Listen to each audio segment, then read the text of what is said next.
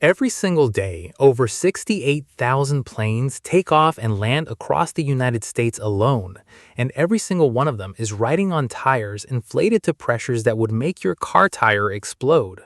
But here's the thing. Those tires aren't filled with the air you and I are breathing right now. They're filled with something else entirely, and the reason why is one of the most important engineering decisions in modern aviation. So if I asked you right now what's inside an airplane tire, you'd probably say air, compressed air. And that's a completely fair guess, because that's what's in every tire you've ever interacted with your whole life. But the air around you isn't just one thing, it's a cocktail. About 78% nitrogen, 21% oxygen, and a tiny bit of other gases plus moisture. And that oxygen and moisture, perfectly fine in your car tire at 32 psi, become a serious problem when you compress them to 200 psi and launch them to 35,000 feet where it's negative 67 degrees outside. So what is inside an airplane tire? Dry, pure nitrogen. 95 to 99% pure nitrogen. And the reasons behind that choice are genuinely brilliant when you break them down. The first one is thermal stability. Think about this. A plane sitting on a runway in Dubai in August. Tarmac temperature pushing 140 degrees Fahrenheit. 40 minutes later, that same plane is cruising at altitude where it's negative 67 outside.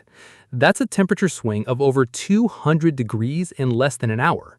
Regular air with its oxygen and moisture expands and contracts unpredictably across that range. You get pressure spikes, pressure drops, behavior you can't reliably calculate. But nitrogen behaves. Its pressure changes are gradual, linear, predictable. And when you're landing a machine that weighs 200 tons, predictable is everything. The second reason is moisture.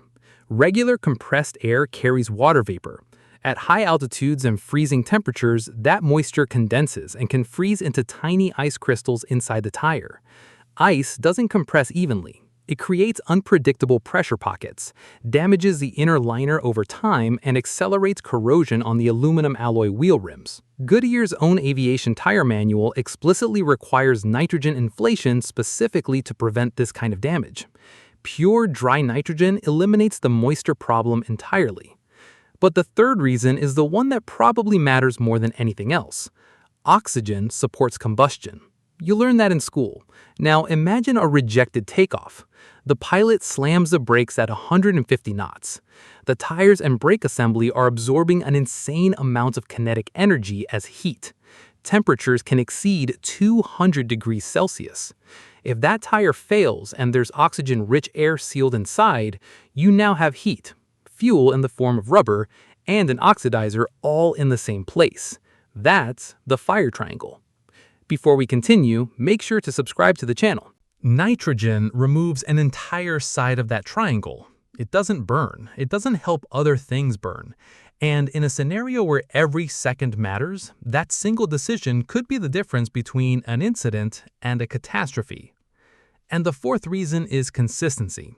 Pilots and ground crews need tire pressure to be reliable across every phase of flight. Even a 5 to 10% deviation can affect braking distance, steering response on the ground, and load distribution across the landing gear. Nitrogen's predictable behavior means maintenance teams can set the pressure and trust it across the entire operational envelope. The FAA's own advisory circular on aircraft tire maintenance treats this as standard protocol, not a recommendation. Now, let's talk about what this actually looks like on the ground. Next time you're at an airport looking out the window, you might notice a small cart parked near the landing gear. That's a nitrogen service cart. Inside it is either a bank of high-pressure nitrogen cylinders or a built-in system that generates nitrogen on the spot by filtering ambient air. A technician hooks up a calibrated hose to the tire valve, checks the current pressure on a digital gauge, and slowly adds nitrogen until it hits the exact number specified in the maintenance manual for that aircraft type. And I mean exact. These gauges are accurate down to fractions of a PSI. At these pressures and these stakes, close enough doesn't exist. Tire pressure on active aircraft is checked every 24 to 48 hours, and nitrogen purity is verified to meet that 95% minimum threshold every time. Now, let me put the numbers in perspective for you. Your car tire sits at about 32 psi. A basketball, maybe 8. An airplane tire on a Boeing 777, 215 psi. That's 6 times your car. But pressure is only half the story. Each one of those 14 tires on a 777 is holding up roughly 26,000 pounds.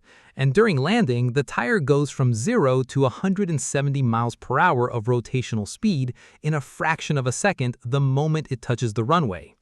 A single tire can handle roughly 38 tons of load. And here's something most people don't know.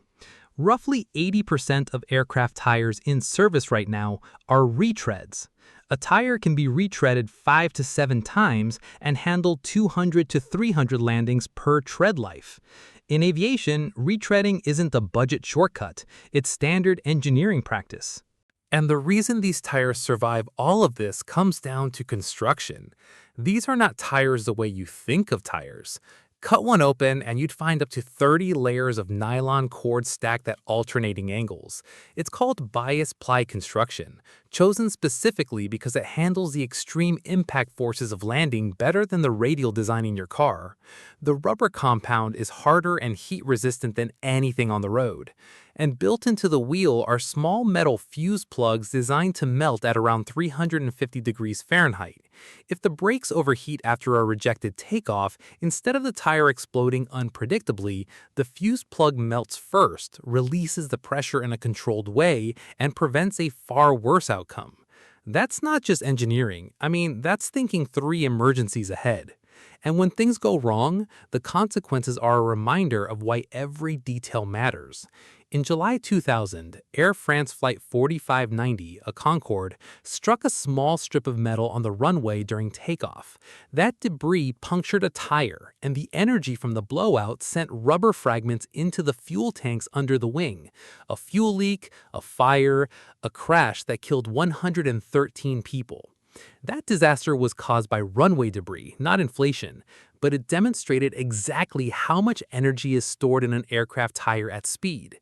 These aren't just rubber donuts. At 200 psi and 180 miles per hour, a tire failure is an explosion. And that's precisely why every aspect of tire maintenance, including what gas goes inside them, is treated with the same seriousness as the engines. Now, I know some of you are thinking, should I put nitrogen in my car tires? Honestly, it doesn't really matter for you. Your tires never leave the ground. They never experience a 200-degree temperature swing in 40 minutes. The operating envelope is so much smaller that regular air works perfectly fine. Consumer Reports tested nitrogen versus air in car tires and found negligible difference in pressure retention. For your car, checking your tire pressure once a month with regular air will do more than nitrogen ever would. But for aviation, where the margins are razor thin and the consequences of failure are catastrophic, nitrogen isn't a luxury, it's a requirement. And that's what makes this whole story so fascinating. Not the nitrogen itself, but what it represents. Aviation is the safest form of mass transportation on the planet. Roughly 0.07 fatal accidents per million flights, according to IATA data. And it didn't get there by accident. It got there because thousands of engineers across decades looked at every single component of a flying machine, even the air inside the tires, and asked, can we make this safer? Can we remove one more variable? And the answer, over and over, was yes. So the next time you're on a plane and you feel that bump as the wheels roll across the tarmac, just know that even the gas inside those tires was chosen on purpose. Because in aviation, nothing is random and nothing is too small to matter. If this changed the way you look at something you never thought twice about, that's what this channel does. Drop a comment and tell me what other everyday thing you think has a hidden engineering story behind it. I read every single one. And if you haven't yet, please subscribe. There's a lot more of this coming. I'll see you in the next one.